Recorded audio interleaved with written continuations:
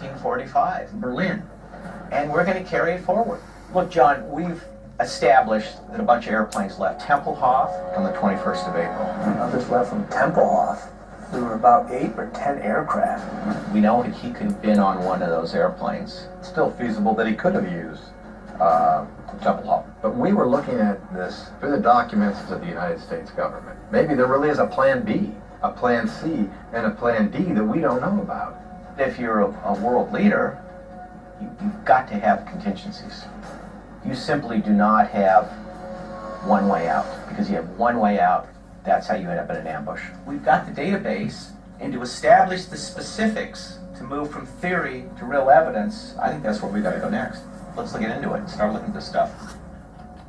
Hitler plane, worldwide, Berlin, date, 1945. Soviet Union, CIA. Hey, look at this. This is an MI6 file. A certain Luftwaffe pilot, Captain Baumgart, swore under oath that he flew Hitler from Berlin on 29 April 1945. Hitler was supposed to have committed suicide on the 30th. So this is the day before. He says he swears under oath, but we all know there are people that swear under oath that don't tell the truth. What we need to do now is to look into this database and find out if there's any other evidence or leads that we can track down to corroborate his statement. Let's see what we got.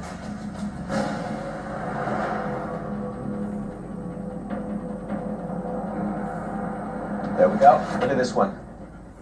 This is coming from the U.S. Army. On the day Hitler left Berlin, the Germans made a counterattack in order to clear a strip from which the plane could take off. The two reports go hand in hand, and they lend credence to one another. Sounds like to me this is a makeshift airstrip. Clear a roadway, whatever you have, and take off. The tenor of this completely changes when you have a name and a plane and a day and a makeshift runway, and we're going to paint a complete picture for the first time. In the context of looking for Hitler's escape route, we are now getting into specifics for the first time. I want to touch something and feel something. We can determine where that makeshift runway was. That's powerful information. We need to send a team out there to explore all of those possibilities. Right now, we've got good leads. Let's see if we can turn this into some type of evidence. This is a huge breakthrough. Let's do it.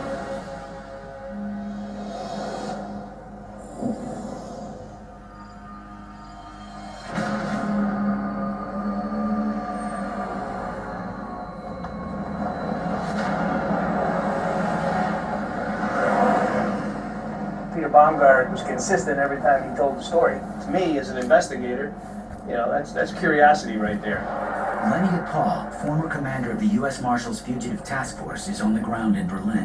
I've been hunting fugitives for a long time. I continue to look at things until that case is over. In my world, there's no more exciting news that you can get than discover new intel. A 70-year-old cold case. I'm not going to give up. I need to get to the bottom of this thing.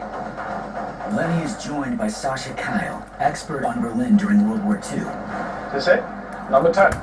In any investigation, you have to go back to the scene of the crime and work your way forward. Peter Baumgart flew Hitler out on a makeshift runway, then we'll find out. Christoph, how are you? The team makes contact with Christoph Neubauer, forensic reconstructionist and the world's leading expert on Hitler's bunker. I use this to show you something here. Christoph Neubauer is a valuable person to me.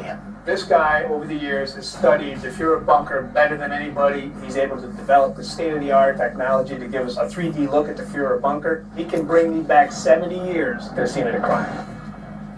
So basically we're having here the chancellery where Hitler used to live and what used to be his headquarters, and it's like a whole city block. It's huge. So, and inside you find the Führer bunker. This is allegedly where Adolf Hitler kills himself. So far there are known 4 main exits out of the bunker. These were the exit that we thought took him to Tempelhof Airport. But recently I found very close to the bunker another one. Another one what? I found an exit very close to the bunker. Are you kidding me? If you have here the Führerbunker, just 20 to 25 meters away, you could walk into a new tunnel. Okay. And you see here a very small entrance. You have steps going down, one door, and a cover. And all this would have been invisible. Why all of a sudden we find a tunnel? How did you stumble onto this? I check in archives a lot, and there is a photograph I came across, taken by American soldiers after the Second World War. Look at that. You see how close this is? So the Führer bunker's here. It's going to be here, and now I'm walking 75 feet, and I go back down on the ground. You know, I thought I had some pretty hot leads. The last time I was here, this is the hottest. That's exit number 5. We've only known about 4 for the past 70 years. So for us to get our hands on this is unbelievable. Could lead me right to this makeshift runway. Now Hitler's got another way out.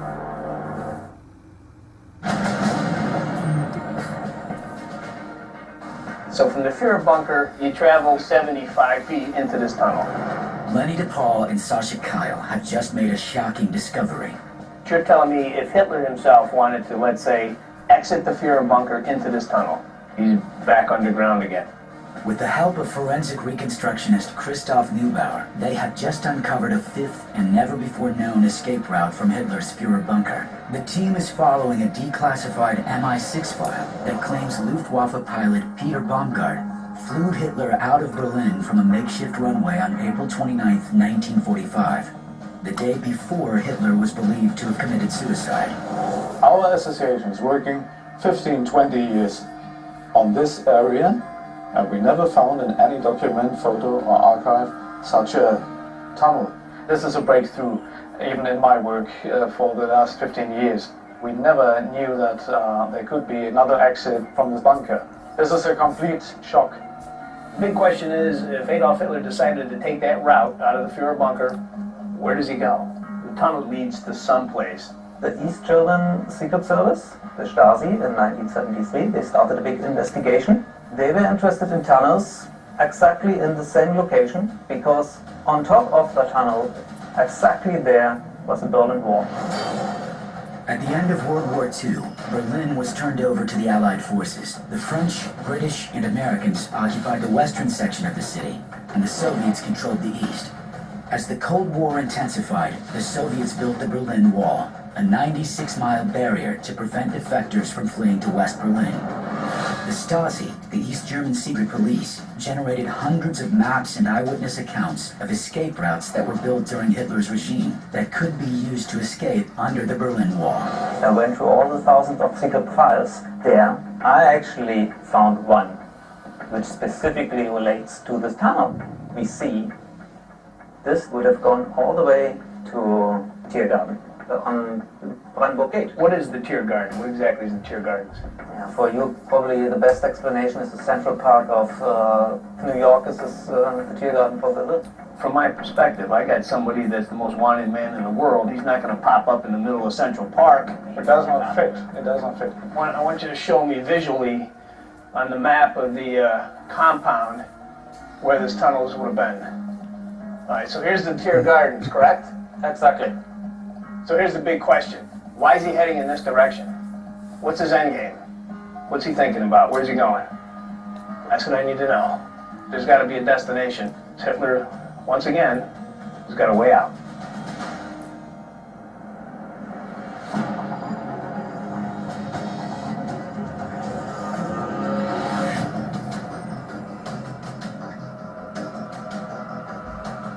This is a fantastic find.